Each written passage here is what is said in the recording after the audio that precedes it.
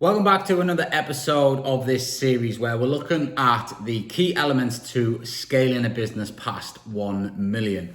Now, today we're going to be talking about your zone of genius. And for me, this is a very fundamental and important part of how you build your business out and how you operate personally. So if you have not read the book Clockwork, I really suggest that you do. It is an absolute game changer and it echoes on this kind of queen bee role or zone of genius as I call it. You do not want to be operating outside of your zone of genius.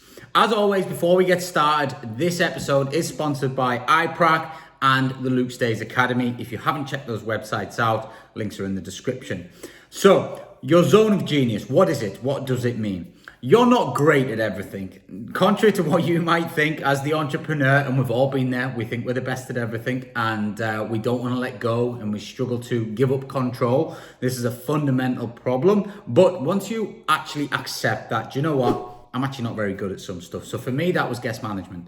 I am not a very patient person. I like everything done yesterday. And I struggle to sometimes hold my cool when someone's screaming at me for what I would perceive as maybe something minor or something that I believe they have actually done wrong and not me. So I quickly learned this. And in a hospitality business, you can't have somebody who is impatient and not willing to listen to what a guest might say on the front desk. And you might be thinking, well, you know, that's the wrong attitude. You run a hospitality company worldwide, blah, blah, blah. That's true. But I am not that person. But what I did is I quickly found that out and therefore replaced myself with somebody who is very patient, can deal with guest issues, can talk them through, can be compassionate and stand on their side and turn that 3-star experience into a 5-star experience. And for me, my zone of genius is very much in driving the staff, motivation, accounting, finance, marketing, and sales. So I try to hover in those departments, and in terms of operations, project management, viewings, that side of stuff, that's just not my zone of genius. I am more efficient by spending time where I am most impactful. And that's what you have to understand. And as you build your businesses out, each person will have their own zone of genius. I know I took on my PA, and when she first started, she was on board for sales. Her zone of genius is not sales. I quickly realized that. But instead of just throwing her to the curb and, making, her go and find another job and I've got to recruit somebody else and find another person,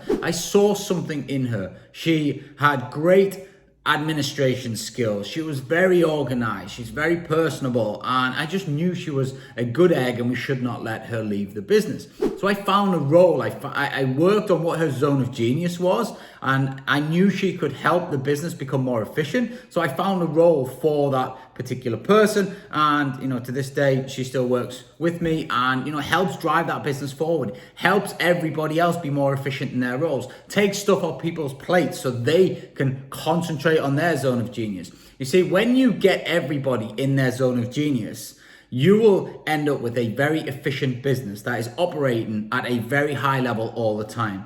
I don't like cross-pollination of roles. So I don't like someone to be doing sales or marketing. I think you do one or the other. You're very good at one or the other. It's a bit like a football team. You can't have the goalkeeper scoring the goals and you can't have the striker saving the goals all the time. They have to help the team in their own individual ways and be very efficient in what they do. And having a business is no different. Whether it's your PA, whether it's your ops, whether it is your CEO, whether it is, any marketing manager, marketing assistant, it doesn't matter.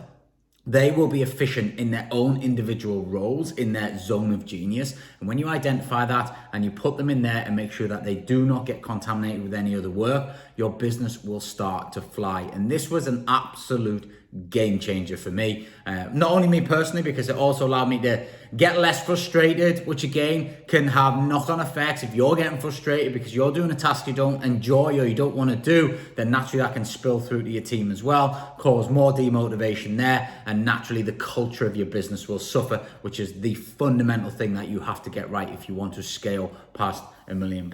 So many things that we're going to cover in this series and have already covered, and there's still a hell of a lot to come. But find your zone of genius, write down what you're good at, write down what you're not good at, and start delegating what you're not good at, and start focusing more on what you're good at, and you will step further towards achieving that goal. As always, Like, share, comment, do whatever you need to do. We love the feedback. And don't forget to check out iPrac or the Luke Stays Academy. Links in the bio. Take care.